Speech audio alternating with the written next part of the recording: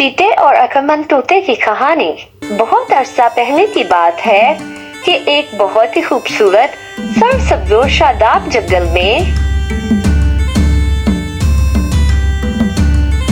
राजा नाम का एक शानदार चीता रहता था। वो बहुत मजबूत और सख्त था और इसी वजह से तमाम जानवर इससे डरते थे।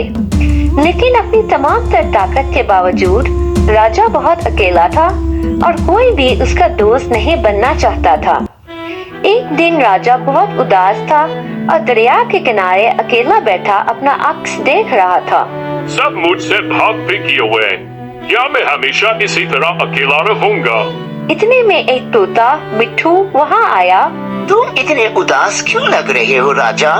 तुम्हें क्या परवाह छोटे परिंदे? मुझे परवाह है क्योंकि मैं एक ताकतवर चीता देख रहा हूँ जिसका दिल बहुत नरम है, लेकिन फिर भी उसका कोई दोस्त नहीं है।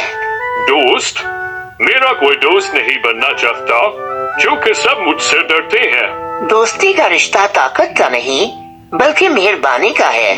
चलो आओ एक चैलेंज करते हैं।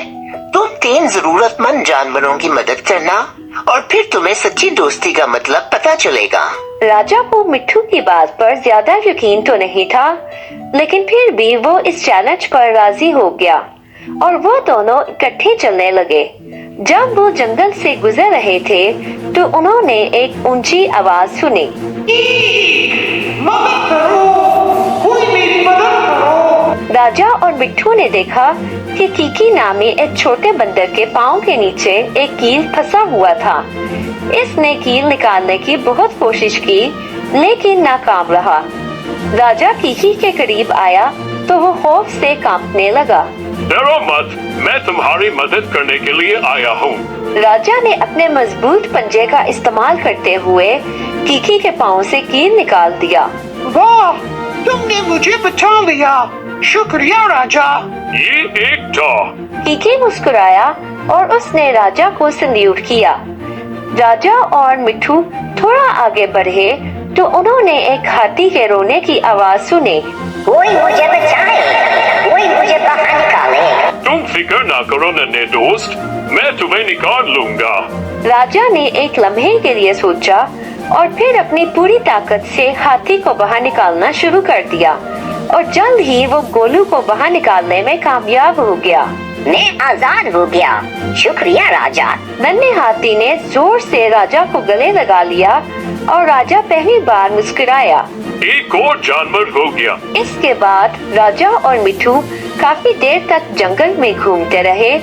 जब वो वापस जा रहे थे तो उन्होंने हल्की चीखों की आवाज सुनी। चिंटू नामी एक नौजवान हिरन जाल में फंसा हुआ था। ऐसा कौन कर सकता है? राजा ने अपने तेज पंजों का इस्तेमाल करते हुए जाल को काटकर चिंटू को आजाद कर दिया। मुझे लगा कि तुम मुझे खा जाओगी, लेकिन तुमने मुझे बचा लिया। मैं तुम्हारा बहुत शुक्रगुजार हूँ राजा। कोई बात नहीं, एक दोस्त ही तो दूसरे दोस्त की मदद करता है। 3 जानवर पूरे हो गए। अगले दिन पूरे जंगल में जश्न का समा था। तमाम जानवरों ने राजा का शुक्रिया अदा किया। अब उन्हें राजा से डर नहीं लग रहा था।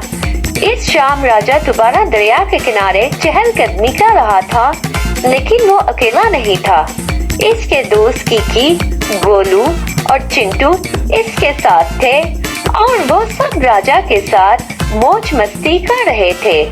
जंगल का अब कोई भी जानवर राजा से खौफजदा नहीं होता था। मेरे अब दोस्त है।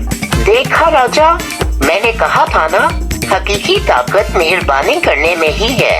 और इस दिन से राजा न सिर्फ जंगल का बादशाह था बल्कि इसका मुहाफिज और सब जानवरों का दोस्त भी था। Hey everyone, did you enjoy the story? Don't forget to like, share and subscribe to our channel for more fun and exciting tales.